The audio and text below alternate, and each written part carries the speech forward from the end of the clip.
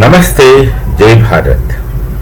There are quite a few people in Bharat who consider reconsidering Bharat-Pak relations with the aspiration and hope that there is a possibility that once you sit and talk to them, there can be relations rebuilt, there can be trade, there can be understanding, there can be friendly coexistence. Well, that thought is from your side. That is a thinking of a Hindu mind. Let me say very clearly, that's a thought of a Hindu mind. What would be the thought of a Pakistani Muslim mind? You have no idea. You believe, the Hindu believes that we have common ancestry. Yes, of course. The moment you talk of common ancestry to a Pakistani Muslim, he gets agitated. He gets angry. He doesn't want to recognize the common ancestry which you are trying to speak of. He wouldn't want to recognize that. He would prefer to associate himself with the imaginary, fantasized Turkish lineage or Arabic lineage or something of that sort. Something of that sort. They would claim that they're descendants of Mughals. They would claim that they're somewhere descendants of Arabs. They can't claim it so explicitly, but then they would love to do that. They would have not. They would want nothing to do with Hindus or Hindu ancestry. So you say we are sharing ancestry. Who recognizes this? So long as Pakistanis don't understand this, they don't understand it because right from childhood they have been taught in a different direction. They exist in another dimension, not the kind of dimension in which Hindu exists. The Pakistani Muslims exist in entirely different dimensions. Their thoughts are entirely different. Their understandings are entirely different. And this difference is what makes Asim Munir speak of two different ideologies. Which of course he is wrong to use such phrases because these things means something. The concept of ideology is a theory itself. And many Hindus, some Hindus at least, would believe that once you interact with Pakistani things will be alright. They believe or they dream of a possibility of coexistence with the Pakistanis. But then their dream is absolutely wrong because the Pakistani Muslim does not understand that his ancestry is with the Hindus and shares a common ancestry, shares a common heritage. They don't understand it, and you show them that they will refuse to understand it. They don't want to understand it. They refuse to understand it. Instead, they will start hating. They negate their ancestry. They would try to graft themselves to a different dimension.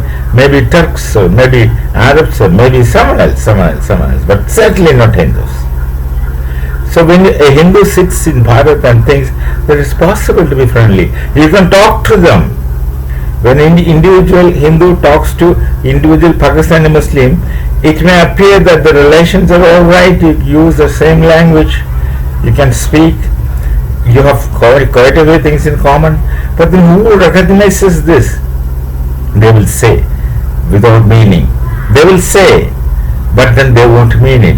Given an opportunity, they will start hating you because they have been nurtured into hating Hindus right from the time of their birth. I will not say right from the time they go to madrasas, schools, right from the time of their birth. The family hates. The relatives hate, the society hate, and these people live with hatred. And anybody living with hatred carries hatred in their minds, and that hatred staying within their mind suffocates them, disturbs them, frustrates them. And with these people you think you can make friendship? Absolutely not. It will be a great mistake, not just mistake, great foolishness. Biggest foolishness if you try to trust a Pakistani Muslim in terms of relations. In terms of business, I don't know. But in terms of relations, if you try to trust a Pakistani Muslim, that's going to be the greatest mistake. because your categories of understanding is marked different, or markedly different, or entirely different. The kinds of categories of understanding which he uses, a Pakistani Muslim, his concepts are different, his categories are different, your categories are different, your concepts are different. The same word a Hindu uses and the same word a Pakistani Muslim uses in an entirely different sense, with entirely different meaning.